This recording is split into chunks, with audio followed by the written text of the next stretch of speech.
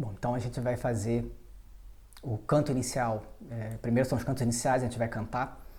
E na sequência, oração para a paz mundial, tá? Então, eu falei antes de começar a gravar, então agora que eu estou gravando eu falo de novo, para quem não ouviu, quem não está presente ao vivo. Então, a gente vai cantar os cantos iniciais, eu vou cantar 2 vezes. A primeira eu canto sozinho, vocês escutam.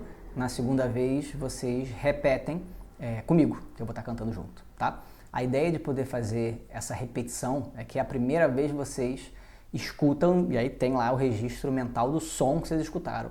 Na segunda vez vocês vão tentar repetir o que vocês ouviram. Tem o apoio visual para ajudar, nem sempre ajuda, às vezes atrapalha.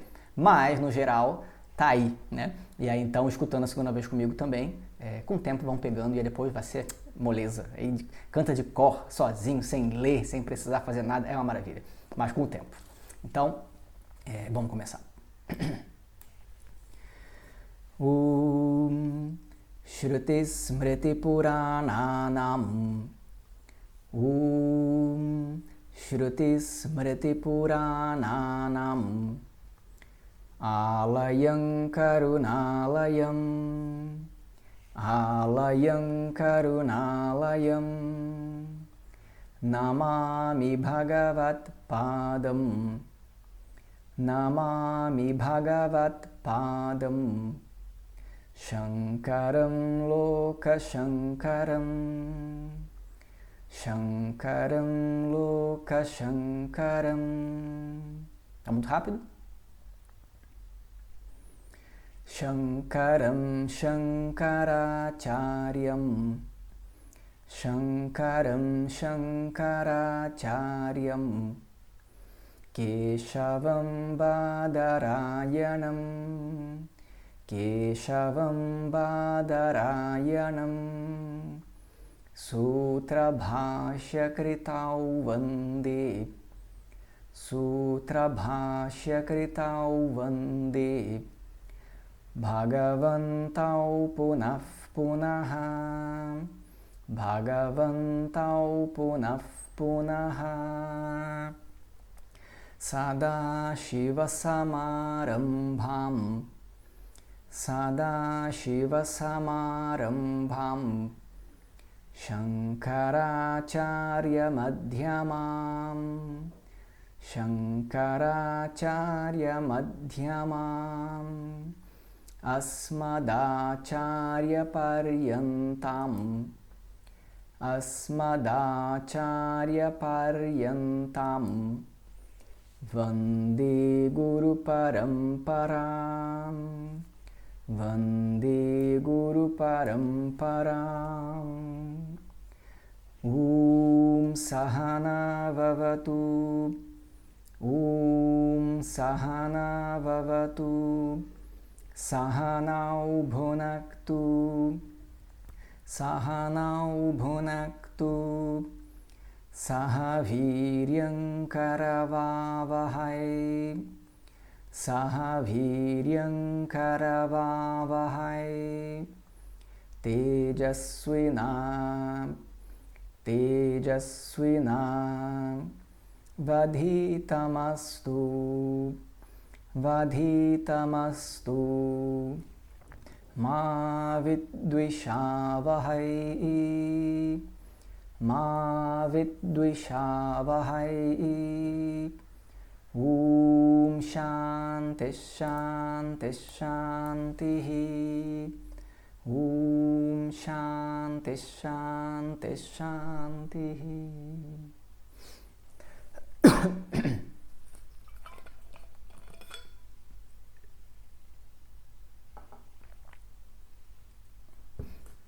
E aí, então, agora a gente canta a oração para a paz mundial, que é grande. E como ele é muito grande, eu vou cantar direto. E aí, quem souber e quiser cantar junto, pode cantar junto.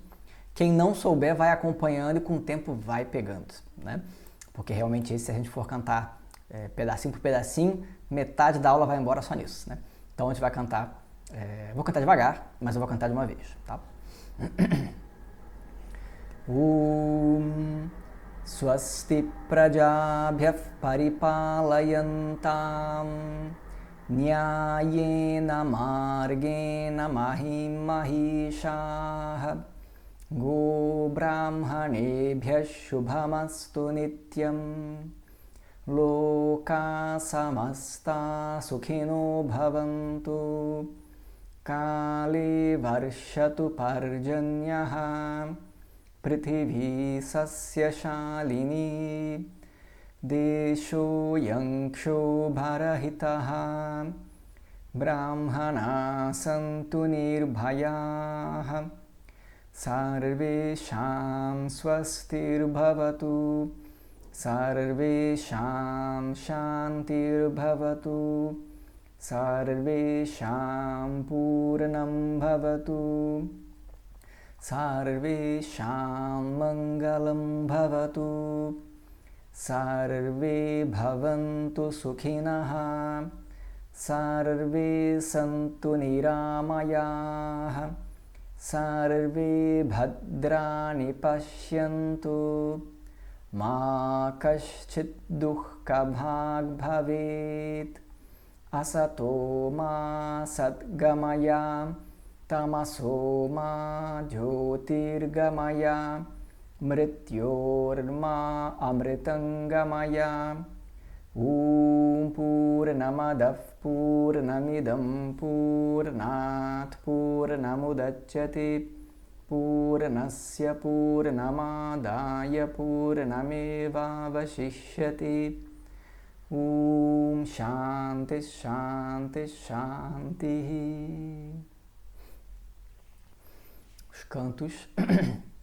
Os cantos são importantes para a gente,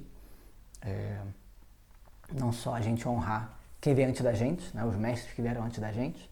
Quem fala é a tradição de ensinamento, a gente escuta uma tradição milenar, então a gente honra a tradição que veio antes.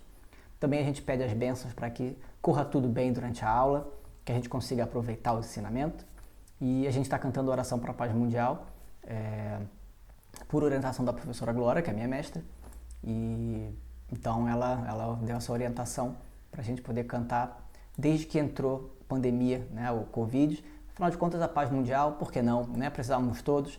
E aí, bom, tudo bem, então, mas aí a pandemia já acabou. Mas continua, porque afinal de contas também o mundo também não está tão bom, tão melhor do que antes. Está complexo, outros problemas. Então, na dúvida, vai cantando, né? Então, por enquanto, a gente tem cantado. A orientação dela ainda é cantar, então a gente tem cantado. Esse Oração para a Paz Mundial também ele é muito conhecido e muito bonito, a parte final em especial, né? Esse Asatoma Sadgamaya, uma oração incrível, né? Asataha Ma Sadgamaya, então que a não verdade vai embora e que vem a verdade, né? Tamaso Ma Jyotirgamaya, que vai embora a escuridão da ignorância, e que vem a Jyoti. Jyoti é a luz do conhecimento.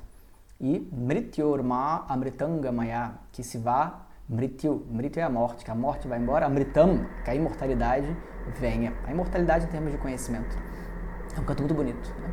Esse canto, inclusive, para quem gosta de filmes, quem gosta de filmes de ação, quem gosta de Matrix, vê lá depois o terceiro filme de Matrix, no finalzinho, deixa os créditos passarem, tem lá um coro cantando Asatoma Sadgamaya. É curioso, procurem depois, é interessante. E depois o Purnamadav Purnamidam, que é um canto que a gente sempre canta no final das aulas, e enfim, está inserido também na Oração para a Paz Mundial, que é um canto que é realmente incrível. A explicação desse canto eu não vou dar agora, mas as explicações com relação aos primeiros cantos, que são os cantos iniciais, em outra aula eu explico, não vai ser hoje, mas uma hora eu vou explicar, tá? Mas é importante realmente, por isso que a gente canta, tá? Bom, então, a gente tem início hoje com o nosso texto Tattva Buddha. As aulas que a gente faz, eu digo a gente porque não sou só eu, não inventei, né?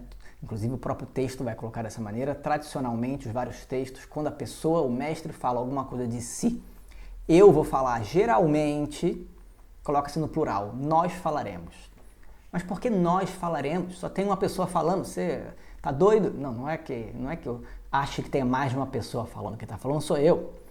Mas o que eu estou falando não fui eu que inventei, não é da minha cabeça. Não estou falando alguma coisa, olha que ideia mirabolante que eu tive. Não é isso. O que é falado é aquilo que foi aprendido. E, portanto, nós falaremos significa dizer, a tradição vai falar. Eu estou falando o que os professores vieram atrás de mim e falaram. Então, nós todos estamos falando isso. Não sou eu. Então, é por isso que de vez em quando eu coloco no plural por hábito, né? Então, mas aqui na aula quem vai falar, quem está falando sou eu. Mas somos nós no sentido da tradição. Quando a gente... Opa, tem um microfone ligado. Pedir para desligar os microfones, por favor. Quando a gente fala, aí sim, agora estou falando os professores, né? Os professores falam nas suas aulas. Quando a gente fala sobre Vedanta, quando a gente dá uma aula, as aulas são sempre, deveriam ser pelo menos, né? Assim a gente faz a nossa linhagem, elas são dentro da estrutura tradicional de aula. Então, a estrutura tradicional védica. Tem um jeito de ensinar Vedanta e por isso a forma tradicional de ensino faz parte. A gente passa não só o ensinamento como foi aprendido, mas também a forma de passar, ela é importante. Por que ela é importante? Ela é importante para o aluno ser favorecido e ter as condições para poder escutar e entender. Por isso que a gente sempre diz, o ideal seria que fosse uma aula presencial, lógico que é o ideal. Será que funciona a Vedanta online? A gente está descobrindo, funciona. Mas é uma coisa que os rishis do passado, os mestres do passado não precisavam se preocupar, agora a gente precisa se preocupar. Funciona, funciona, mas a gente precisa garantir que o fundamental permaneça. Por isso que a gente sugere, se não é para fazer presencial, que seja ao vivo, melhora. E se não for ao vivo, funciona, funciona. Não tem problema, dá para escutar só pela gravação. Mas aí, o que a gente recomenda? Tente colocar um horário fixo. Tente colocar um momento em que você não é interrompido. Um momento definitivamente que você não esteja fazendo outras coisas. Não, eu vou escutar Vedanta aqui enquanto eu estou aqui aproveitando para faxinar a casa. É claro que vai ser ótimo, porque você vai escutar Vedanta. Mas faz diferença você parar para ouvir. Então, essa estrutura, esse básico, faz diferença. O professor vai ficar chateado se a pessoa não fizer isso? Não, é claro que não vai. Claro que não vai. Já vi muitas vezes as pessoas voltando para casa correndo, dirigindo, porque não dá tempo de chegar em casa antes. E já vai escutando. Quando chega em casa, pega no meio e continua. Tudo bem, tudo bem. Se puder evitar, melhor. Agora, perder a aula também não tem graça. Então tá bom, não é problema. Não vou ficar chateado com ninguém. Mas a estrutura, o contexto, ajuda e favorece no entendimento para a mente poder estar mais atenta, para a mente poder aprofundar o tanto que é necessário. É por isso, tá? Não é por uma questão, não, porque tem que ser assim, porque sempre foi assim e esse é o certo. Não, é funcional, tem uma metodologia que funciona. A estrutura, o ambiente e a estrutura tradicional impactam na capacidade da gente entender o ensinamento. Por isso que é colocado dessa maneira, tá? Então, podem escutar online, podem escutar a gravação, se possível, sentado num ambiente, fazendo só isso. Isso vai ajudar muito, acreditem. Tá? E isso vai ter, também vai incluir o canto de mantras no início e no final. Tá? Porque vai ajudar a gente a ligar ali na nossa mente esse momento. Com o tempo a mente vai pegando também, né? E vai entendendo que não, agora está na hora de escutar Vedanta. A mente vai se habituando. Então tudo isso faz parte e favorece o entendimento. Tá? Em relação aos textos, né, a parte escrita, depois eu vou falar sobre isso melhor, mas o que a gente vai estudar é Tattva Bodha. Tattva Bodha, é uma das escrituras védicas, existem inúmeras, mas esse termo escritura é um termo muito falho, é porque a gente não tem outro termo para usar que não escritura. A gente pode usar outro, que é texto, que dá no mesmo, né? Escritura, texto, todos eles apelam para o visual, porque é a leitura, é um texto, é uma escritura. Só que a gente chama de Shastra, em sânscrito é Shastra, o termo técnico é Shastra. Shastra não tem nada de escrito, Shastra é Shastra. A gente traduz como escritura porque é o que a gente consegue. Mas o Shastra, originalmente, ele não era escrito, ele era eminentemente oral, a tradição ela é eminentemente oral. A gente escuta o ensinamento do professor. O professor, antigamente as pessoas não tinham escrito nada. Como é que você vai saber então? Você primeiro aprende a cantar, geralmente são cantados os textos. E aí a pessoa memoriza, e depois de memorizar, agora vamos sentar e vamos estudar Vedanta. E aí como é que fazia? O professor cantava o mantra, você repetia porque você já sabia, você já decorou, e ele ia explicando, e aí você ia entendendo. E assim era, não tinha escrita. A escrita nos facilita, sem dúvida.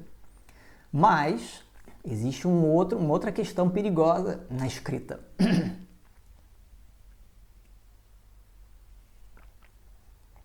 Qual o perigo do texto escrito? A gente pega um texto, uma tradução, e acha que a gente pode ler e absorver o conhecimento que está contido ali. E a gente não pode. Não pode. Se a gente tenta ler um texto, pega ali especialmente se for o Upanishad, aí é pior ainda. Pega um texto de Vedanta e lê por conta própria. A gente sempre diz, se no final das contas você disser, não entendi, chongas, melhor. Que bom pra você que você não entendeu. Que bom. Porque se você diz no final, eu entendi, acredite, você entendeu errado. E para tirar o errado depois é um trabalhão. Porque já tem um entendimento, aí depois vai ter que desconstruir o entendimento errado para trazer, é um trabalhão. Então, a tradição, ela é oral. A gente não consegue extrair o ensinamento do texto somente lendo o texto. A gente não consegue. Porque o texto vai guardando o ensinamento, vai guardando o conhecimento ali para um professor abrir. Ele que tem a chave. A metodologia é a chave. O professor detém o entendimento e a metodologia. E aí, destrincha. E destrinchando, o aluno entende. Essa aqui é a lógica. Esse é o ensinamento tradicional. A metodologia tradicional inclui. Por isso que as aulas são faladas. Né? A gente vai lá e fala numa relação aluno e professor. Tá? Tudo bem até aí? Então, isso tudo para falar que no final das contas, enfim, tem traduções do Tatu Buda, eu vou depois recomendar, inclusive, da professora Glória. Pode comprar, pode ler, não tem problema. Mas com a ressalva, não adianta tentar entender se a gente não escutar. Tá? No caso da tradução da professora, ela tem um comentário que já ajuda bastante, né? Tá ali. Mas o comentário é um comentário simples ainda. Tá? Então podem ter o texto, podem ler, não tem problema, mas lembrem dessa ressalva. Nada substitui a aula. Tá? Tudo bem? Bom, e aí então, o que a gente vai falar nesse curso Tatu Buda? A professora Glória tem uma história que é muito boa. Eu vivenciei essa história, né? Sempre perguntam para a professora, vai ter um curso novo, vai ter um texto novo, o que a gente vai estudar agora? Acabou um texto, vai estudar outro. Geralmente é assim, a gente vai estudando, depois um texto, depois outro texto, depois outro texto. E aí, qual o próximo texto? O próximo texto é, sei lá, ela falou lá no dia, não lembro qual era o texto, mas falou, Vivekachudamani, não sei, é um dos textos. E o que fala? Do que fala o texto? Aí ela vira e fala, Vedanta. Não, mas isso é óbvio, mas o tema é Vedanta, só tem um tema, Vedanta. Todos os textos vão falar só de um tema, Vedanta. Não vai ter nenhuma novidade, é Vedanta. Tá, mas é só isso. De maneiras diferentes. Mas o tema é só um, Vedanta, ponto. Então Tatu Buda vai falar sobre o quê? Vedanta, ponto. Ok, a gente pode explorar um pouco mais para entender a peculiaridade do texto. Né? É claro que quando ela falou isso, ela riu, porque ela estava brincando. Né? Depois ela falou qual é a peculiaridade do texto. O que é Tatu Buda? Tatu Buda vai falar de Vedanta, é evidente. Então, primeiro de tudo, a gente tem que entender para que a gente vai estudar Vedanta. E, portanto, Tatu Buda. Vedanta é um meio de conhecimento para o eu. É um meio de conhecimento que aponta a minha própria natureza. Para que eu quero saber isso? É uma boa pergunta. Ninguém quer de fato o autoconhecimento pelo autoconhecimento em si.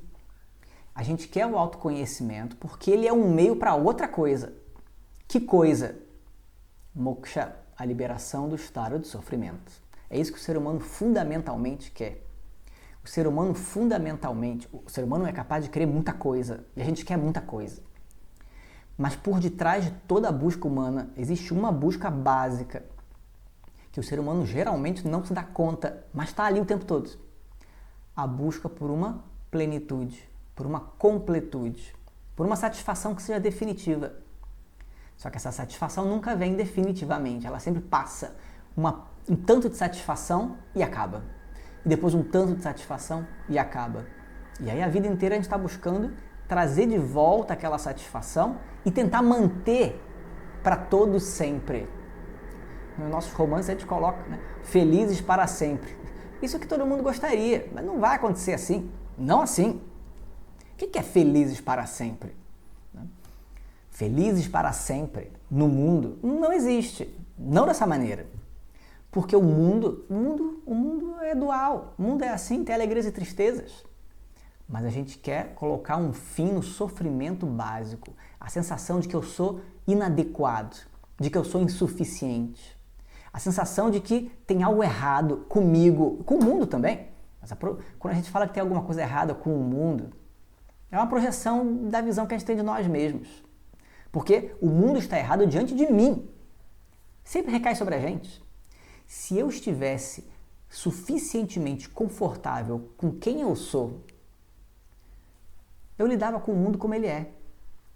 Agradável ou desagradável, eu lidava. Eu estava preparado. Mas se eu tenho uma visão de mim mesmo, de insuficiência, o mundo inteiro me oprime o tempo todo. Não tem jeito. Não tem jeito. Então, será que existe uma solução para esse problema? Que é humano, todo ser humano tem? Os Vedas vão dizer, existe uma solução. Mas para entender a solução, a gente tem que entender o problema. O ser humano busca algo que seja total, uma satisfação que seja total. Isso quer te dar o nome de plenitude. E plenitude é algo muito curioso. Porque, por definição, a plenitude não pode ser produzida. O que é plenitude? Plenitude é aquilo que não é limitado, nem no tempo, nem no espaço, nem na forma. E se não é limitado no tempo, espaço e forma, quer dizer então que ele tem que estar presente em todo o tempo, em todo o espaço e em toda a forma. Porque senão ele é limitado. Tá claro? Quer dizer, a plenitude existe. Tá, mas ela existe aonde? Não. Aqui em casa, de manhã, é o caos. A plenitude não existe aqui em casa. Não tem como a plenitude não existir em algum lugar ou em algum momento. Senão na plenitude está faltando um pedaço. Que história é essa de faltar um pedaço? Plenitude não tem pedaço. Plenitude, é completo. Então, plenitude tem que ser uma realidade em todo lugar. Esse lugar onde você está agora, a plenitude. Senão na plenitude. Tem que ser em todo momento. Não pode ter um momento que a plenitude dá eu vou dar um descanso. Não tem descanso para plenitude. Plenitude é plenitude, ponto. Ela tem que estar presente a todo momento. Se ela deixa de existir em algum momento, deixou de ser plena. A plenitude tem que existir sempre. E ela tem que existir independente de qualquer condição. Independente de qualquer forma, de qualquer situação. Não importa qual seja a situação, plenitude. Se a plenitude não existir em alguma situação específica, então não é plenitude. Tá claro? Isso aqui é plenitude. Bom, como é que eu posso alcançar então plenitude? Qual é o meio apropriado para poder resolver essa busca básica por plenitude? Será que eu posso realmente produzir plenitude? Não, eu vou criar uma plenitude aqui para mim. E aí depois o meu estoque de plenitude a plenitude é plena mesmo, e aí então não acaba. Você não tem como criar a plenitude, porque se ela tem início, ela vai ter fim. Ela não pode ter início. Não, eu vou alcançar a plenitude. Alcançar significa o quê? Que ela está em algum outro lugar que não é esse lugar. Você vai alcançar a plenitude na plenitude. Se não quiser alcançar a plenitude, ela já está aqui. Tem que estar aqui. Será que eu posso me transformar num ser pleno? Eu não posso. Se eu me transformo num ser pleno, ontem eu não era, amanhã eu não vou ser também, então não é pleno hoje. Se eu busco ser um ser pleno, qual é o meio apropriado? Então a gente tem que entender muito claramente, que já é uma análise que os Vedas trazem. Quando a gente fala sobre alcançar algo, obter algo, a gente tem dois meios possíveis, a ação e o conhecimento. O primeiro meio, a ação, me produz muita coisa, realmente. Eu obtenho muita coisa pela ação. Eu produzo algo que não existia. Eu mudo as formas das coisas. Eu mudo. A ação é muito importante. A partir da ação, eu transformo as coisas. Então, uma coisa que não está desejável, eu mudo para algo desejável, ou pelo menos tento. Né? Posso não conseguir, mas tento. É através da ação. A ação ela é a mola para o universo inteiro funcionar. Está tudo funcionando através de ação. São as mudanças constantemente. A gente acha que a gente vai alcançar inconscientemente, o ser humano acha que vai alcançar uma plenitude através de inúmeras ações. Isso é uma ilusão. Nunca que uma ação vai resolver esse problema básico. A ação resolve muita coisa na superfície, no mundo. O problema é achar que resolvendo na superfície, eu vou estar resolvendo na profundidade. Então, quando eu conseguir viajar para aquele lugar tão incrível, vou para a Índia, aí eu vou ser feliz, aí é plenitude. Isso é uma ação, e para a Índia é uma ação maravilhosa. Quer dizer, vão ter seus altos e baixos, porque a Índia também não é mole, né? Mas o fato é que não vai produzir plenitude. Não é a aquisição da viagem à Índia que vai trazer plenitude, mas a gente acha que é. Por exemplo, não, quando eu casar, aí vai ter plenitude. Casar é maravilhoso, também é terrível, porque assim é a vida. Tem coisas maravilhosas e coisas terríveis misturadas. Quem é casado sabe que ser casado não é plenitude o tempo todo. Como é assim? Tem seus problemas. E aí, quando tem problema, acabou a plenitude? Não pode. Então, qualquer coisa no mundo sempre vai ser dual, vai ser agradável ou desagradável, sempre vai ser limitado e sempre vai vir através de uma ação que, portanto, é limitada também. A ação ela funciona através do espaço, do tempo e atua na forma. Claro que ela é limitada. Qual o poder que a ação tem para me trazer plenitude? Zero. Zero poder. A ação não pode fazer nada com a plenitude. Não tem jeito. Portanto, eu não posso produzir plenitude, eu não posso me transformar em plenitude, me purificar para ficar pleno, eu não posso alcançar a plenitude, eu não posso, porque tudo isso é feito através de ação, e a ação vai ser inútil para a plenitude. Tudo bem até aí? Para a plenitude, veja bem, a ação não é inútil. Para alcançar a plenitude é inútil. Não é capaz. Qual é o outro fator de obtenção de coisas no mundo? O outro fator é o conhecimento. O conhecimento é muito peculiar, porque diferente da ação, o conhecimento não muda nada. Não muda nada. O conhecimento revela o que já estava lá. Você é que não via, já estava lá. Qual é a diferença? Eu saber ou não saber, para o mundo não tem diferença nenhuma. Já estava lá. Para mim faz toda a diferença, porque eu não sabia, agora eu sei. Mas o objeto de conhecimento em si já estava lá, eu é que não estava vendo. Então o que o conhecimento faz? Ele joga a luz sobre o objeto de conhecimento que até então eu desconhecia. E aí ele passa a ter uma realidade para mim, porque agora eu conheço. Tá claro? Então o conhecimento, ele não muda nada. Ele só revela o que já estava lá, não cria nada de novo. Isso é muito importante. Então, para que eu quero conhecimento? Porque ele não muda nada e, ao mesmo tempo, faz toda a diferença. Essa aqui é a questão. No mundo eu vou ter vários conhecimentos que vão fazer diferença. Não vão mudar, mas vão fazer diferença.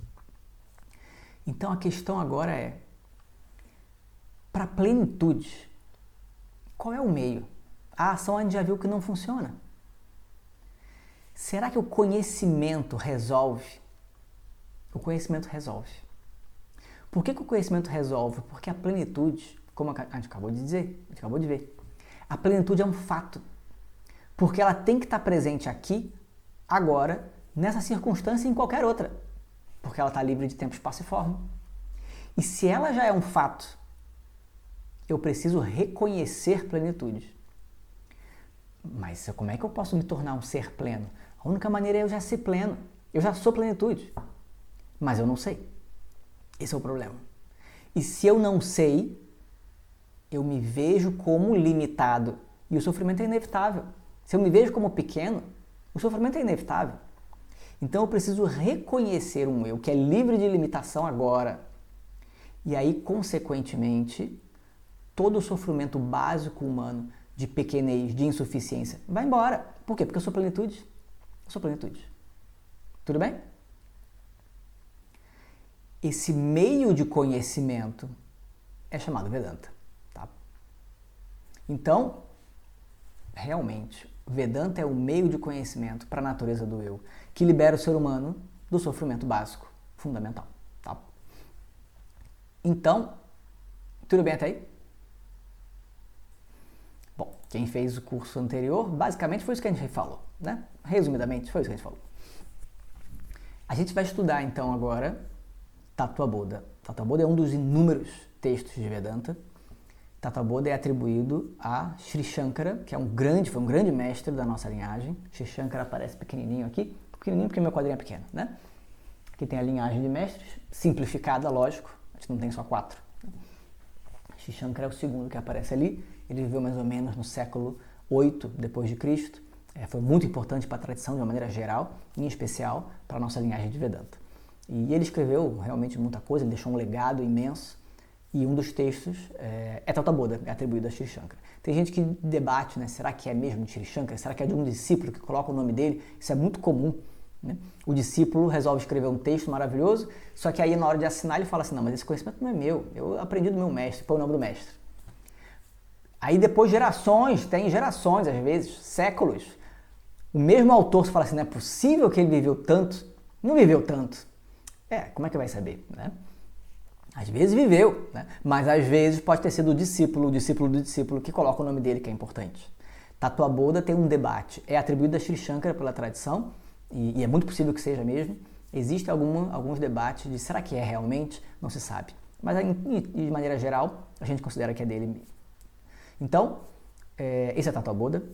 Tattva-Bodha ele é muito interessante porque ele tem toda a profundidade de Vedanta, então na verdade todo mundo se beneficia de estudar Vedanta, não importando o nível, né, o tempo de estudo que a pessoa tenha, vai se beneficiar, porque Tattva-Bodha é muito profundo, ele consegue ser um texto muito profundo, como qualquer texto de Vedanta, mas ao mesmo tempo ele tem uma vantagem, que ele é muito objetivo e ele traz muitos termos e vai definindo os termos. Então muitos termos importantes, conceitos importantes, estão definidos ali.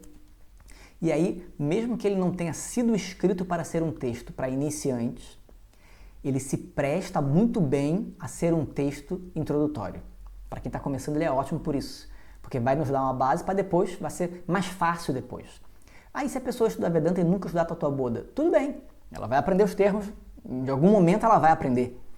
Mas se ela já tiver esses termos, esses conceitos básicos, vai facilitar depois. Por isso que ele é sugerido para quem estiver começando, quem puder escolher, é um ótimo texto para começar. Tá? Então, Tattva-Bodha realmente ele é muito bom. E o que significa Tattva-Bodha? Tattva significa verdade, Bodha significa conhecimento. Tattva-Bodha, o conhecimento da verdade, que em si mesmo, né, é bastante ousado. Né? Se a gente for parar para olhar de maneira superficial, ele só vai falar sobre o conhecimento daquilo que é a verdade. Isso é incrível, isso é incrível. Né? O que é conhecimento? A gente já viu. A gente falou, agora há pouco a gente viu, conhecimento é aquilo que revela algo que já existe. Mas aqui qual é o objeto do conhecimento que vai ser falado? Tattva, a verdade. Então a gente tem que entender relativamente o que é verdade, para a gente entender como é que eu alcanço esse conhecimento dessa verdade. Tá? O que é verdade? A gente usa verdade, especialmente hoje em dia, o termo verdade está cada vez mais frágil, O que é verdade e o que não é verdade na internet? Cada vez mais difícil. Inteligência artificial, fake news, é uma tristeza, está cada vez mais difícil. A gente tem que ficar mais vigilante. Por quê? Porque é muito bom realmente pegar um vídeo de inteligência artificial, você jura que é verdade, é incrível.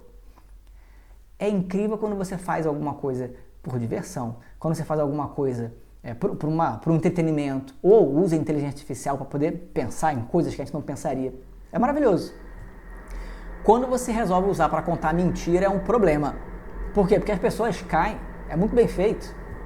E aí as pessoas estão cada vez mais na dúvida sobre o que é verdade e o que não é. No mundo. Problemático. Mas o que é verdade? O que merece receber esse termo verdade? Verdade, quando a gente considera algo que existe, a gente vai dizer que é verdade. Será que aquilo existe ou não existe? É real ou não é real? O real é verdade. O não real não é verdade. É falso. É mentira. Certo? A gente usa dessa maneira. Então a gente pode fazer essa equivalência. Verdade e real batem. Aquilo que é real é verdade. E aquilo que é verdade é real. se esse universo inteiro ele é limitado no tempo, espaço e forma, o que a gente pode dizer nesse mundo que é verdade? Muito difícil. Será que eu posso dizer que esse pote é verdade? Será que eu posso dizer que ele é real? Ou eu tenho que dizer que ele não é real? Eu não posso dizer que ele não seja real. Ele está na minha frente, eu estou falando dele, estou pegando nele. Seria muito doido dizer que ele não existe. Seria absurdo. Claro que ele existe. Mas o que significa dizer que um objeto existe? Em termos gerais, a gente vai dizer que o pote existe. No dia a dia a gente vai fazer assim. A gente vai dizer que isso aqui é um pote. É uma afirmação verdadeira. É verdade. A gente não pode dizer que isso daqui é uma flor. Não é. Isso é falso. Mentira. Mas será que isso aqui realmente é um pote? Até onde a gente pode garantir que isso aqui é um pote? Essa é a pergunta. Então, quando a gente faz essa análise em Vedanta, a gente tem alguns termos que são importantes.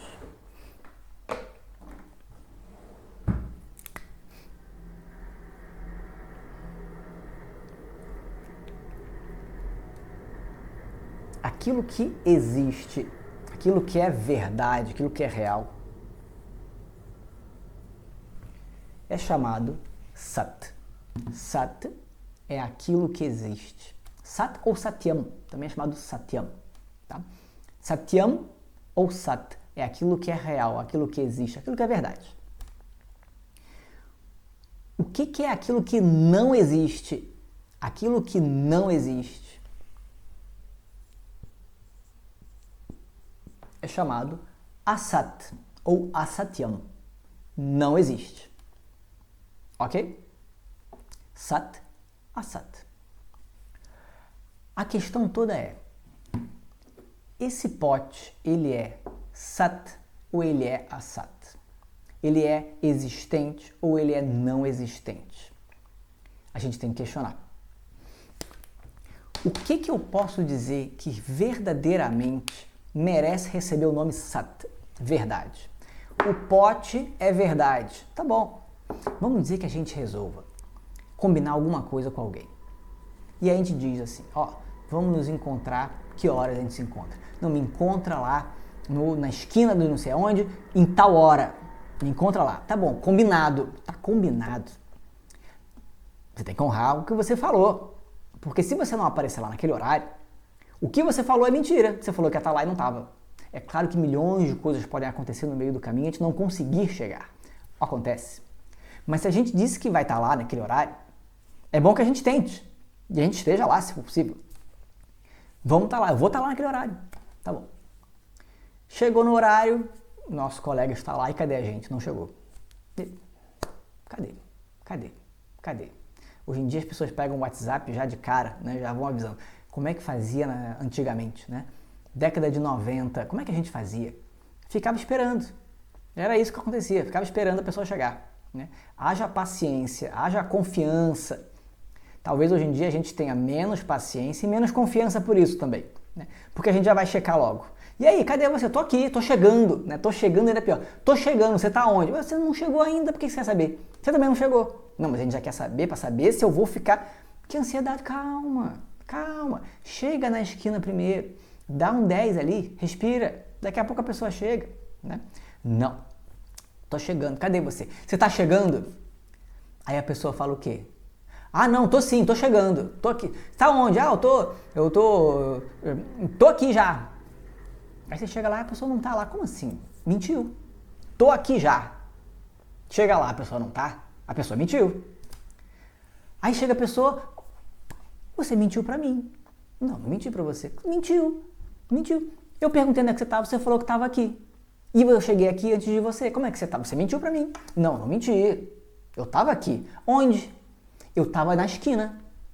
Então você não tava aqui, você tava na esquina. Não, mas na esquina já é aqui. Já é aqui pra mim. Eu já tava vendo. É verdade ou é mentira? Depende. O que significa aqui? Aqui significa essa cadeira. Aqui significa esse prédio, essa cidade. Eu estava aqui nesse país. Ridículo. Ridículo, não me ajuda em nada você dizer que está aqui nesse país. Você está aqui? Já cheguei. Estou aqui. Aonde? Em Portugal. No caso é Portugal. O caso que está no Brasil ainda é pior. Estou no Brasil. Eu não estou aqui, eu estou no planeta Terra. Ridículo, ridículo. Não adianta de nada você dizer eu estou no planeta Terra. Mas eu deixei implícito. O planeta Terra eu deixei implícito. Eu estou aqui. Você levou a pessoa ao erro. Mas a gente não pode dizer que é uma mentira. Não pode dizer mesmo. É uma verdade, eu estou aqui. Aqui onde eu estou. É verdade. Mas é uma verdade que não me adianta. Porque no meu contexto me leva a entender algo diferente do que eu imaginei que você fosse querer dizer. Então, é uma verdade que é uma mentira. É uma meia-verdade. É uma meia-verdade. É uma verdade que depende do ponto de vista. Do ponto de vista do planeta Terra, é verdade. Do ponto de vista do local onde a gente combinou, não é verdade, que era o que me importava. Então, verdade, no mundo, a verdade é relativa. A verdade é relativa. Agora, a gente pode não ser cretinos, afinal de contas, né? A gente pode tentar levar a pessoa a entender certo. A pessoa dizer, não, eu estava aqui sim, porque eu estava falando do planeta Terra. Realmente a pessoa é um deboche. É um deboche. Mas ainda assim a verdade é relativa. É claro que a verdade é relativa. O que é então verdade? Eu quero saber o que é a verdade de fato. Eu não quero saber o que é a verdade relativa, que depende. Porque depende. Então, o que é Sat? Sat é aquilo que é verdade sempre. É aquilo que é verdade independente de qualquer condição. É aquilo que não pode ser negado jamais. Se for negado, deixou de ser. Então é uma meia-verdade. Não, mas ela é verdade agora, mas amanhã já não vai ser. Então é uma meia-verdade. Não é a verdade de fato, porque a verdade de fato, ela não pode ser negada nunca. Ok? Essa é a definição que os Vedas trazem para Sat. Sat é aquilo que não pode ser negado jamais. Isso a gente pode dizer com propriedade. É verdade, é real, é válido. Por quê? Porque não importa a condição, não importa o momento, não importa nada, vai estar lá. Vai estar lá. Então é verdade. Ok? Isso merece receber o nome verdade. Certo? Muito bem. E agora a gente volta para o nosso pote. Será que o nosso pote merece receber o status de Sat? É Sat. Aquilo que existe sempre. O pote não existe sempre. O pote não existe sempre. O pote foi criado um dia e um dia vai quebrar e vai deixar de existir. Pensa só, a gente já falou sobre isso. Ele é limitado no tempo, no espaço, na forma. Porque um dia ele foi criado, um dia vai ser destruído. Pensa no tempo que existia antes do pote. O universo existia muito mais tempo antes e vai existir muito mais tempo depois do pote quebrar também. Pensa nesse tempo cósmico.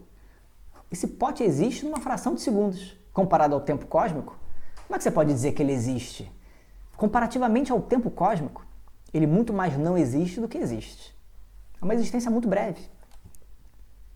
No tempo, no espaço também. Quanto espaço o pote está presente? O pote está presente nesse espaço, já não está presente aqui, não está presente aqui, não está presente na Lua. Ele está presente em muito menos espaço do que tem espaço sem ele. É uma existência muito limitada no espaço. Será que a gente pode dizer que ele é real? Depende. Ele é real aqui, mas ele não é real aqui. Limitado no tempo, limitado no espaço. E limitado na forma. Por quê? Porque agora ele é um pote. Agora ele é um porta-canetas. Quem vai dizer que não é? É um pote ou é um porta-canetas? Depende. Depende. O depende é que é maravilhoso. Se depende, então não é Sat. Não pode ser Sat. Tudo bem. Não precisa não. Obrigado. Se depende, não é Sat. Porque Sat é independente de qualquer coisa. Certo? Portanto, o pote não é Sat. Se ele não é Sat, ele é Asat, não existente. Não pode ser Asat. Porque eu estou vendo o pote. Eu lido com o pote. Se o pote fosse Asat, não existente, como é que eu ia usar ele de exemplo na aula de Vedanta? Ele está na minha mão. ridículo dizer que ele é não existente. Eu não posso dizer que é não existente. O que é a não existência? A não existência, por definição, não é nada. Não existência não existe. A não existência não existe. Porque se a não existência existisse, ela não seria não existência, seria existência. Não existência não existe.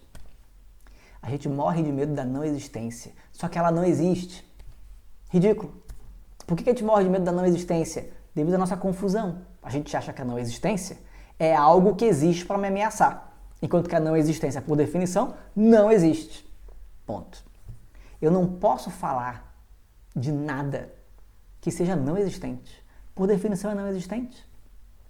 O que é não existente? A tradição dá 2 exemplos ótimos de não existência, para poder entender o que significa não existência. O chifre do coelho, Asat, é não existência. Mas o chifre, que chifre do coelho? Coelho não tem chifre, justamente por isso. Asat, coelho não tem chifre. Imagina o chifre do coelho, você não vai conseguir. Eu consigo imaginar. O que você está imaginando? Eu estou imaginando um coelho com chifre. Você imaginou um coelho. Você imaginou um chifre de algum outro animal que tenha chifre. E você colocou no teu coelho. Isso é possível. Mas como é que é o chifre do coelho? Você não consegue imaginar por quê? Porque coelho não tem chifre. Isso é Asat. Isso é Asat. Ponto. Existe um outro exemplo, muito bom também. O filho da mulher estéril, Asat. Asat. Se a mulher é estéril, ela não vai ter filho. Quer dizer, a menos que você complemente, né? Pode ser o filho adotivo. Ok. Mas o filho que nasceu da mulher estéril, não tem como. Porque se a mulher é estéril, não vai ter filho. E se ela tiver filho, ela não era estéril. Ah, mas a gente achava que era. Então você vai ter que colocar implícito na frase. O filho que nasceu da mulher que a gente achava que era estéril, mas não é coisa nenhuma. Tá bom. Ok. Mas o filho da mulher estéril, logicamente, é inválido. Isso é que é Asat. Né? Em inglês é void. É inválido. Você não pode falar sobre isso. É inválido. Então, a não existência é aquilo que é inválido. É aquilo que não existe. Ponto final. O pote não é Asat, porque ele não é inválido. Ele existe. Em algum grau ele existe. Ele não é nem Sat nem Asat. E agora ele é o quê? O que ele é então?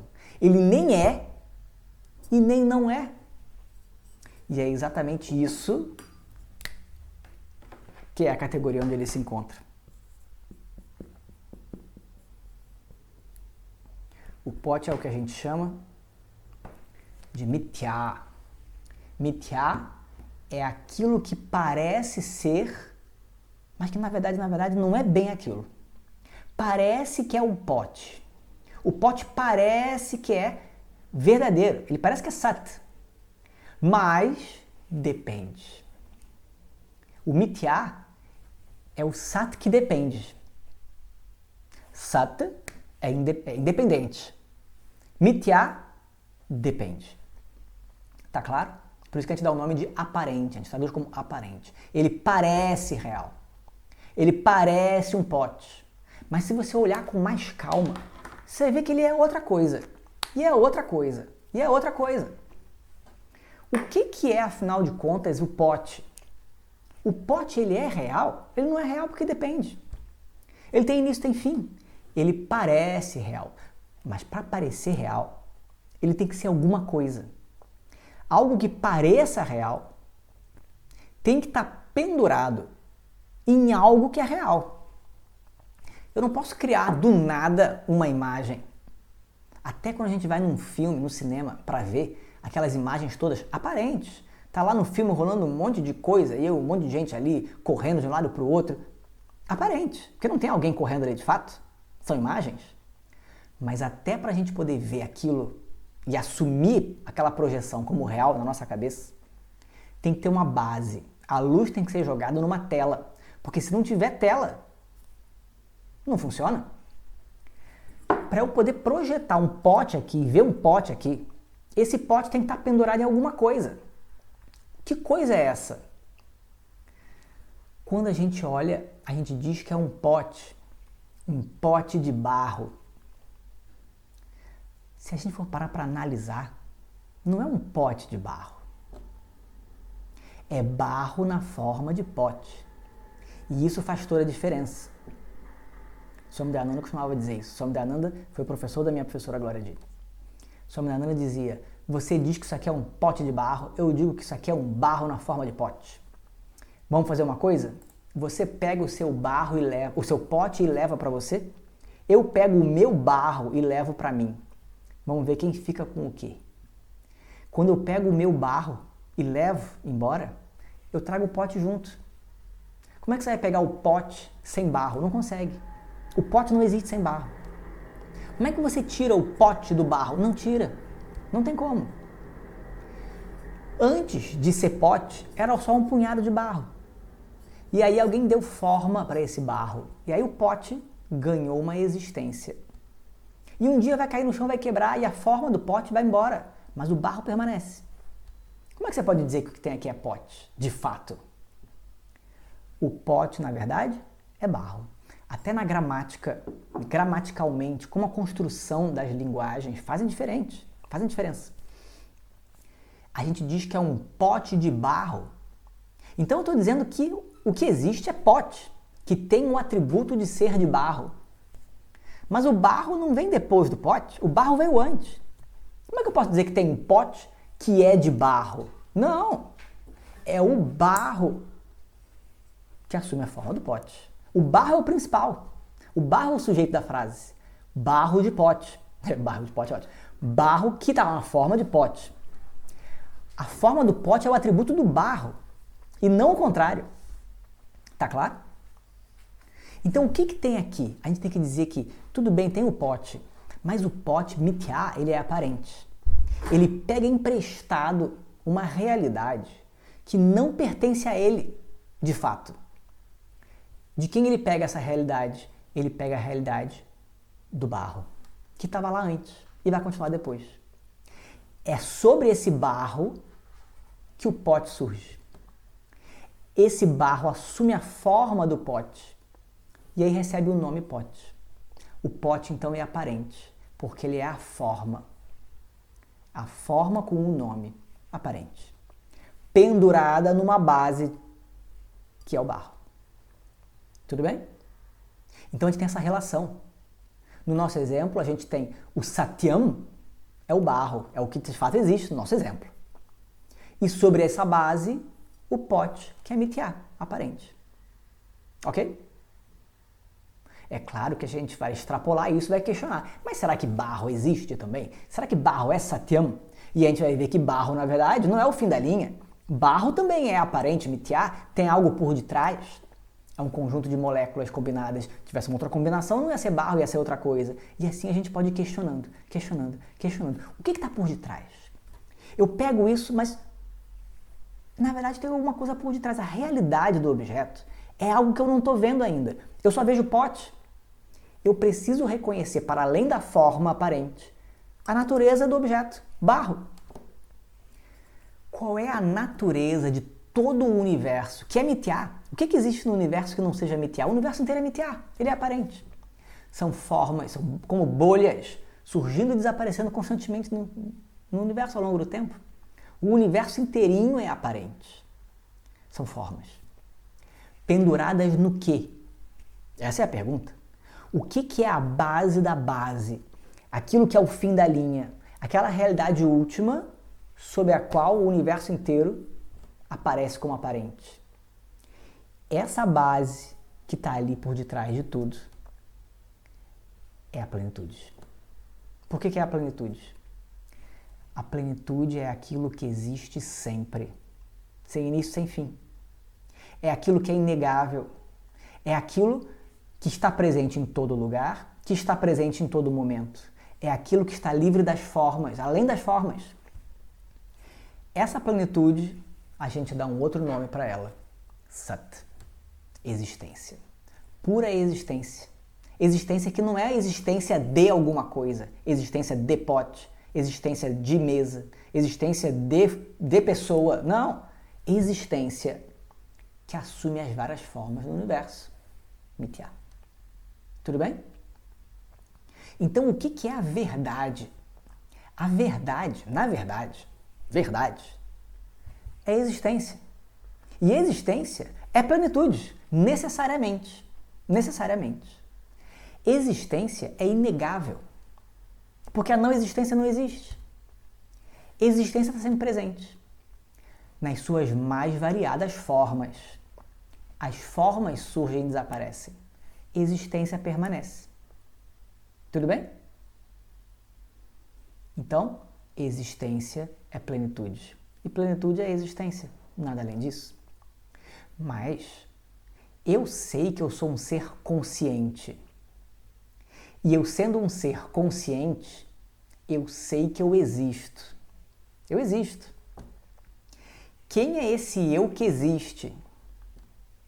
Eu acho que o eu que existe é o corpo. E o corpo nasce e morre. Portanto, eu nasço e morro. O que nasce e morre? O que tem início e fim? Forma. Forma tem início e fim. Foi o que a gente acabou de ver. O corpo é uma forma que tem início e fim. Eu sou o corpo, eu permaneço. O meu corpo muda inteirinho, eu permaneço. Quem sou eu?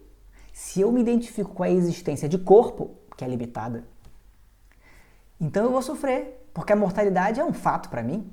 Uma hora vai acabar. Mas se eu entendo que eu sou existência, o corpo é minha forma. A forma muda, eu permaneço. A mente muda, eu permaneço. As emoções mudam, eu permaneço. Eu permaneço. Quem de fato sou eu?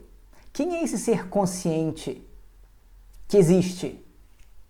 Os Vedas vão dizer, esse ser consciente que sou eu é consciência, que é existência e que é plenitude. São indissociáveis, é a mesma coisa. Eu, fundamentalmente, sou essa existência, Sat, que permanece sempre. É possível tentar retirar a mim mesmo? É impossível. Tenta. Não consegue.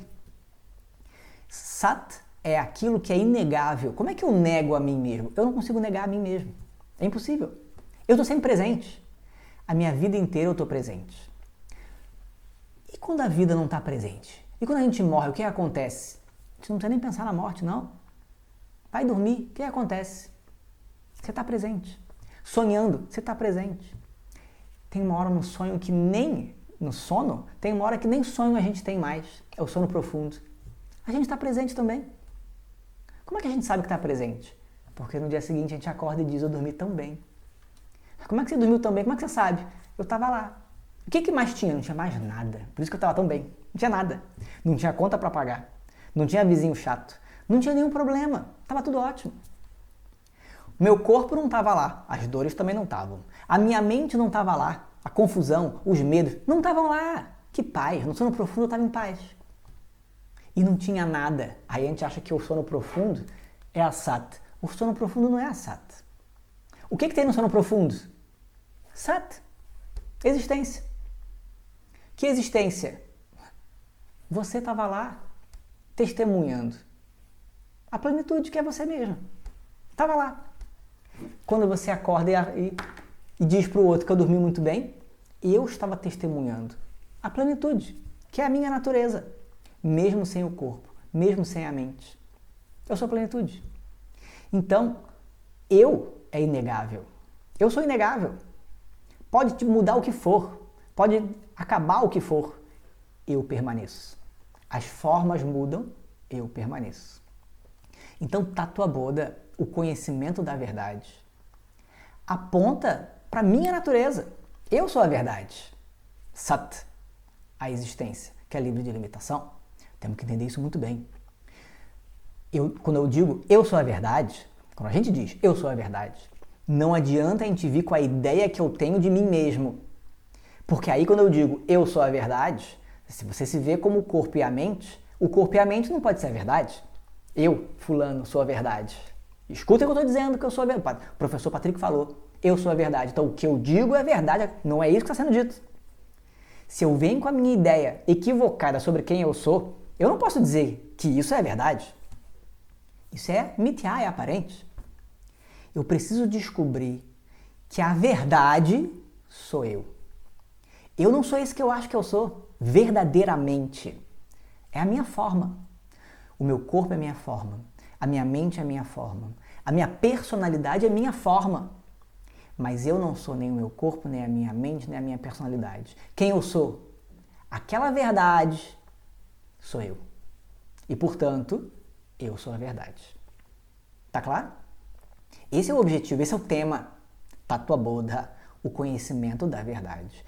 E aí, para isso, tem uma metodologia para poder levar o estudante a entender com clareza que essa verdade sou eu. Como? Vai falar sobre o indivíduo. Vai falar do que é constituído esse indivíduo. Tem um corpo denso, tem um corpo sutil, uma mente com as emoções, com os pensamentos. Vai falar sobre isso. Vai falar sobre tudo aquilo que eu acho que sou eu. E depois vai negar tudo isso. E vai apontar o que existe por detrás. Da mesma maneira como a gente olha o pote, a gente sabe que o pote existe de uma maneira relativa, mas eu consigo enxergar para além do pote o que antes eu ignorava, o barro. Então, da mesma maneira, eu vou fazer isso comigo. Isso que o Tattva Bodha faz. O corpo, a mente, os sentidos, as capacidades de ação, tudo isso vai ser falado. O que é o indivíduo, afinal de contas? Os estados de experiência, o acordado, sonhando, sono profundo, as identificações que a gente tem, tudo isso é falado. Mas eu não sou nenhuma delas. Eu sou aquilo que está por detrás. Essa é a metodologia. Depois o Tattva Bodha também vai falar sobre o universo, lógico. Porque não pode falar só sobre mim. E o universo? Qual é a verdade do universo? Vai falar sobre o universo, relativamente. Como é que é esse universo? Do que ele é constituído? 5 elementos, os 3 gunas. Tem todo um processo de manifestação do universo. E aí o universo inteiro está ali. O universo inteiro é forma. E por detrás da forma está ali, aquela plenitude, que sou eu. A plenitude que é o universo é a mesma plenitude que sou eu. A verdade do universo inteiro é a mesma verdade de mim mesmo. Tem que ser. Não pode ter 2 verdades. No mundo podem ter várias verdades relativas. Mas uma verdade absoluta só pode ser uma. Porque se tiver duas quer dizer que elas são diferentes. E se são diferentes quer dizer que elas são limitadas. E se são limitadas, são relativas. Acabou-se. Para ser uma verdade absoluta que vale sempre, só pode ser uma. A verdade de mim mesmo é a mesma verdade de todos os seres do universo inteiro. Eu preciso descobrir.